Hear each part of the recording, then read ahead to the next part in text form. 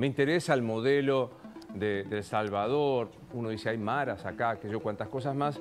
Pero para aflojar con los adjetivos, La Nación, el diario La Nación, envió a Julieta Nassau para conocer cómo son las cárceles. Hola, ¿qué haces, Juli? ¿Qué haces, Luis? ¿Todo bien? Un placer verte. Gran laburo, ¿eh? Felicitaciones por el trabajo. Muchas gracias. Bueno, te propongo que veamos algunas de las imágenes que trajo en exclusiva Julieta y charlamos y nos contás qué viste. ¿Dale? Dale. Estamos en el SECOT, la megacárcel que construyó Bukele para agarrar a las pandillas y dejarlas encerradas. Este es uno de los 8 módulos que tienen 32 celdas cada uno. Es la lógica del encierro total. Cada uno de los presos que están en esas celdas solo puede salir hasta media hora por día en estos pasillos que vemos acá.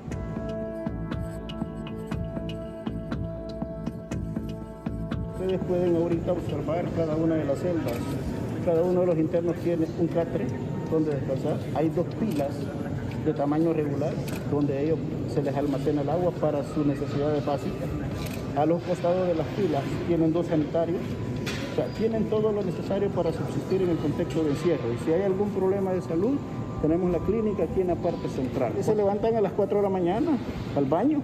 Luego, después de que se han bañado, empieza la parte médica a entregar los tratamientos a todos aquellos que tienen algún problema de salud. Luego después, entre 6 de la mañana es el desayuno, 7:30 de la mañana empiezan ya las actividades normales. Salen a clínica, consulta médica, las audiencias judiciales.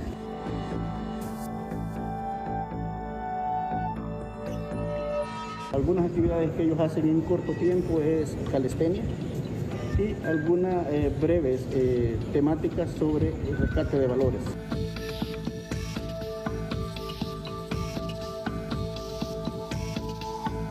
Esto es así.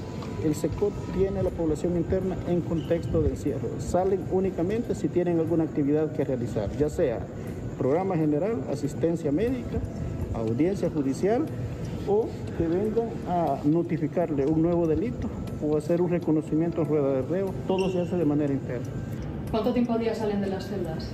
Máximo tiempo fuera para una actividad 30 minutos. El resto es contexto de encierro. ¿Y siempre en el mismo módulo o no? ¿Salen del módulo también? No, el pasillo que ustedes observan, ahí es donde se desarrollan las actividades.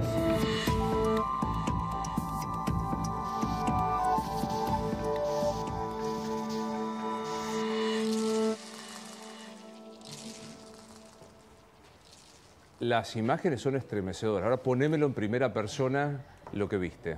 Mira, Luis, siento que todavía estoy procesando lo que se vivió esa noche. Fue una noche que nos avisaron con mucho tiempo de anticipación. Fue, imagínate, una visita muy pedida, incluso antes de llegar a El Salvador, lo estuvimos pidiendo a Presidencia. Me avisaron con media hora de anticipación, salimos en media hora de la Casa Presidencial y desde entonces empezó una locura. Nos juntamos, éramos más o menos 12 periodistas, e íbamos en 3 combis a la ida, más o menos 15 minutos antes de llegar. Esta cárcel queda a 1 hora de San Salvador, en un lugar absolutamente desolado. Ahí no había nada y ahora se construyó esta mole que acabamos de ver. Más o menos 15 minutos antes de llegar frenaron las combis, había mucha presencia militar, nos hicieron bajar a todos.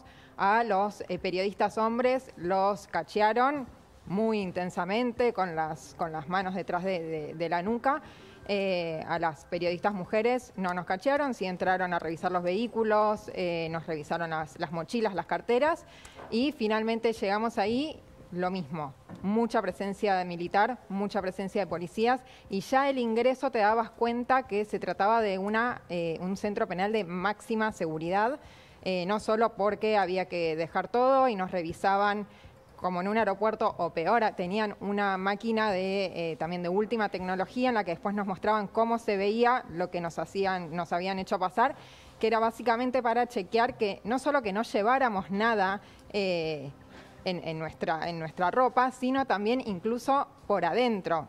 Wow. Algo que es muy conocido, que en muchos penales se ingieren, tanto puede ser drogas como otros elementos para llevarles a los presos. Bueno, esta máquina lo que hacía era chequear que no solo afuera, sino adentro de nuestros cuerpos no tengamos nada peligroso para entrar. O sea, una tomografía de requisa. Más o menos, sí. Ahí después nos volvieron a cachear y ahí finalmente entramos.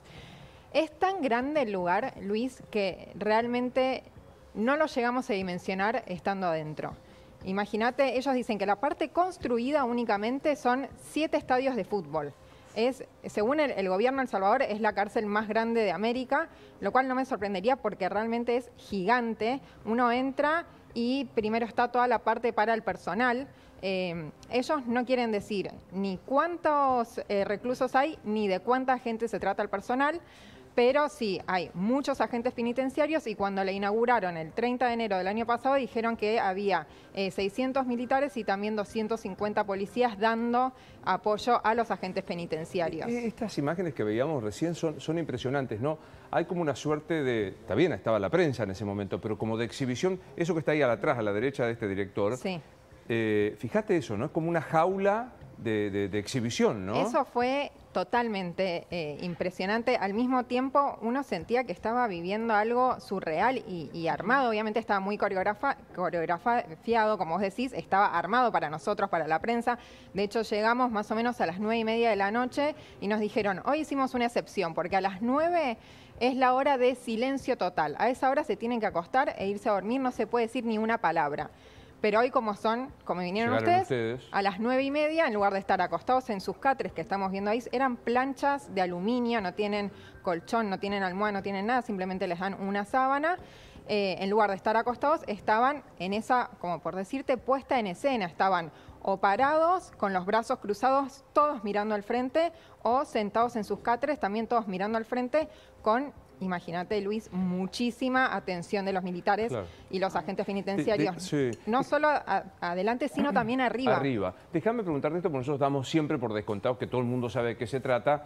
El fenómeno de El Salvador estaba atravesado por las maras. ¿Qué son las maras? ¿Qué es? Porque ahí vemos, ayer creo que Inés Capdevila nos decía que ser integrante, o por lo menos sospechoso de una banda delictiva, es tener tatuajes. Y cuando veíamos las imágenes están todos tatuados. Claro. Pero, ¿qué son las maras? Bueno, tanto las maras, Mara Salvatrucha, MS-18, MS-13, como Barrio 18, que tiene a su vez dos facciones, son las principales pandillas que hay en El Salvador. ¿Cómo surgieron estas pandillas?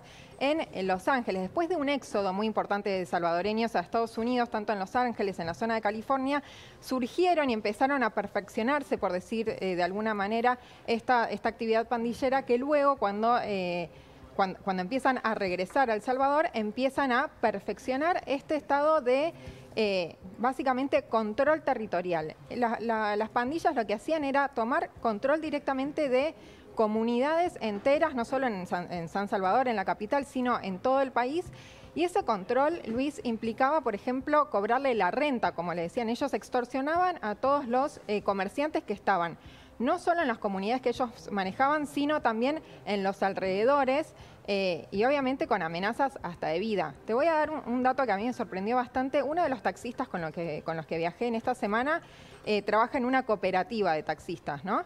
Me decía que ellos tenían que pagar $1000 por mes a las pandillas para que los dejaran trabajar, andar por la calle y movilizar a la gente, a lo que se sumaba un aguinaldo de $500 en diciembre que les pedían.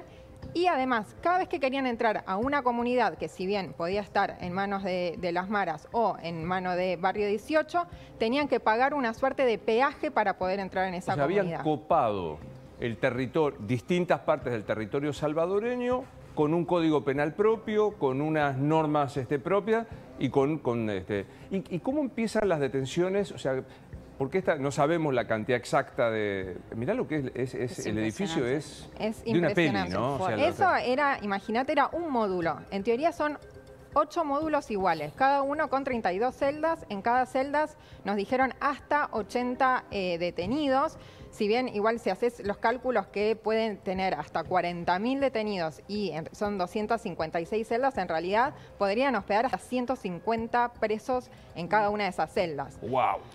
Una locura. Nosotros accedimos a uno de esos módulos, nos quedó el gran interrogante de en qué estado estarán los demás, ¿no? Claro. Pero sí llegamos a este nivel, como vos preguntabas, Luis, ¿qué pasó? En 2022... Después de una tasa de reducción, en 2015 hubo una tasa de homicidios de 106 homicidios cada 100.000 habitantes. Eso convertía a El Salvador en uno de los países más violentos del mundo directamente. Después de 2015 empezó a bajar ese número. E incluso cuando asume Bukele en 2019 también estaba a la baja, pero en 2022, en marzo, hubo un fin de semana en el que hubo alrededor de 80 muertos en un solo fin de semana, en 72 horas en realidad.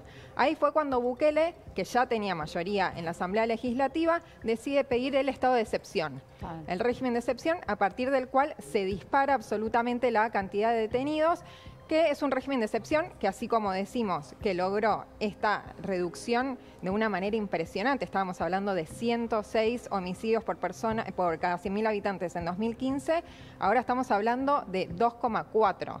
Realmente ahora, es otro país. Juli, vos mostrabas, son impresionantes las imágenes, ¿no?, de la cárcel, y recuerdan a esa imagen que impactó mucho a nivel, sobre todo comunidad internacional, veíamos a ayúdame más o menos la fecha de la foto, pero cuando esta foto que recorrió el mundo de los reclusos en El Salvador que estaban desnudos. Sí. Bueno, justamente me recuerda mucho a estas imágenes. Y yendo a eso, digo, vos que estuviste ahí, bueno, hay muchos reparos de la comunidad internacional en materia de derechos humanos. Claro. ¿Qué es lo que pudiste ver en esas cárceles que vos decís, esto está no cumple con esos estándares? La corrección de la pregunta es ¿qué te dejaron? ¿Qué pudiste ver? Ayer decía Inés, te detienen si tenés un tatuaje. Claro. O sea, pongamos en contexto el nivel de... Porque ya sé, me van a acusar de garantista, que yo cuántas cosas más. Yo sigo creyendo en el derecho y el debido proceso. Claro, perdonen mi anacronismo, ¿no? Y cómo funciona el proceso judicial también, ¿no? En El Salvador, digo, sí. Bueno, el tema de la violación a los derechos humanos es algo que se mencionó, que nosotros le preguntamos, obviamente, porque yo estando en El Salvador...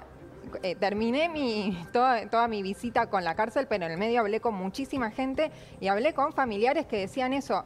Detuvieron a mi hijo sin tener pruebas en su contra. Desde que entró en la cárcel no sé nada de él porque los tienen absolutamente incomunicados, y en relación al debido proceso con audiencias que se demoran o audiencias masivas, claro, en los que cada uno no puede defenderse individualmente, y a pesar de que no hay pruebas en su contra, los mantienen adentro y la gente que está afuera no tiene novedad. Sí les piden que lleven paquetes, tanto para aseo como para comida, y no saben siquiera qué pasan con esos paquetes. De hecho, hablé con una persona que estuvo, una mujer, 13 meses detenida, que la familia afuera no sabía en qué estado estaba. Entonces, frente a todas estas denuncias, y sobre todo porque organismos de derechos humanos dentro de El Salvador reportan con nombre, apellido y foto más de 200 muertes dentro de los centros penales, además de organismos internacionales como Human Rights Watch, que habla de torturas y maltrato, hacinamiento también dentro de los centros penales. Nosotros le preguntamos al director del SECOT,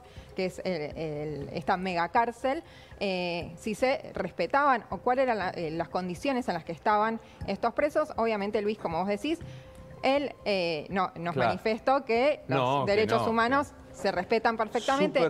No solo eso, sino que nos tenían, por decirlo de alguna manera, a 3 presos ya exhibidos afuera de sus celdas, y nos mostraron cómo uno pasaba a una sala médica, les tomaban las medidas, el peso, los revisaban para ver que estuvieran bien. Bueno, súper interesante. ¿Dónde está? ¿Quedó online? ¿Dónde veo todo el informe tuyo? En lanación.com está todo el informe, tanto la nota como el video. Está muy interesante, tan interesante que un amigo a quien quiero un montón, que es Imanol Arias, el actor que está acá en la Argentina, coincide con vos en lo que decía al principio. Me decía, bueno, estos fueron muchos salvadoreños extraditados de los Estados Unidos que habían comenzado en la actividad delictiva allí, enviados a El Salvador, y en El Salvador aumentaron, corrigieron y perfeccionaron este tipo de, lo que vos mencionabas, el tema de los peajes. Envídiennos, que nos mira el resto de los programas. Somos amigos, este programa es amigo de Imanol Arias, andá a decirle a más Julieta esas cosas. Un dato nomás para mirar también para adelante, porque nosotros ahora tenemos una fotografía ahora. El régimen de excepción va a seguir, según Bukele, hasta que terminen la guerra contra las pandillas. Así lo dice él, y en su discurso el domingo, cuando ganó las elecciones, dijo, estamos terminando la guerra contra las pandillas. La gran pregunta en El Salvador es, ¿qué pasa después? Termina el régimen de excepción. Hay líderes en el exterior que están prófugos. Hay incluso pandilleros que están escondidos en el propio Salvador. ¿Cómo se hace una vez que termina el régimen de excepción? Sobre todo considerando que las pandillas surgen en un contexto socioeconómico muy complejo, que eso sigue vigente en El Salvador. Placer. Vení más seguido cuando quieras. Gracias, Luis. Ahí está. Y voy a otro tema difícil, así que me voy a... Con esto dirimo todo. Nos está viendo Imanol Arias. ¿Te parece que va esta remera, Imanol, o no va? Si vos me decís que no, ganó Gustavo, y si no...